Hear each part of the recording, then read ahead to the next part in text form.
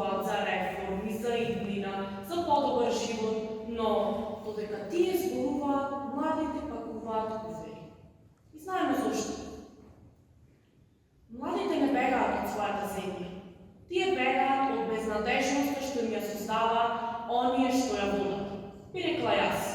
Само јас или секоја втора личност во оваа држава која сите не држи на стаклени носи, не гази на цврсто, се нишаме, немаме јака подлога, нешто на што би се задржали, немаме иднина.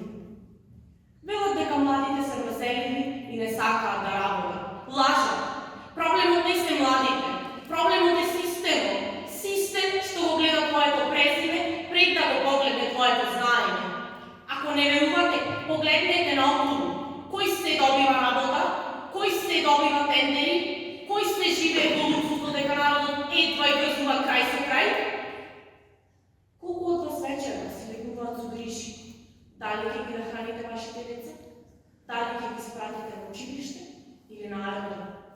Додека вие броите денари, некои бројат милиони. Зборуваме за правда, додека неправдата ни дише во врат. Зборуваме за иднина, додека младите се заминуваат еден по еден. Ова не е нормално. Не е нормално младите да се чувствуваат како товар и странци во својата земја. Не е нормално со ништата да се пакуваат во куфери и авионски билети. Но се тоа до кога? Овде нема правда, нема срам, нема совест. И што правиме ние? Молчиме. Трпиме. Се надевнуваме.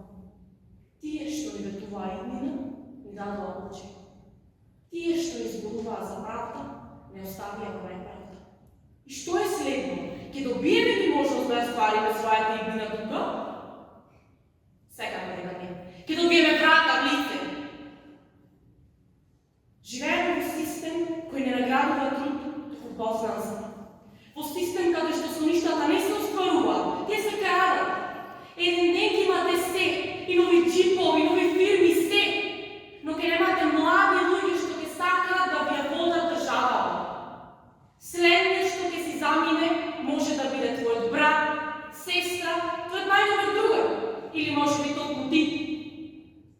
Се уште верувам дека постојат млади луѓе со срце и храброст, дека еден ден нема да мораме да ги спакуваме со ништата во куфери да си заминеме, туку ќе ги живееме тука, дома.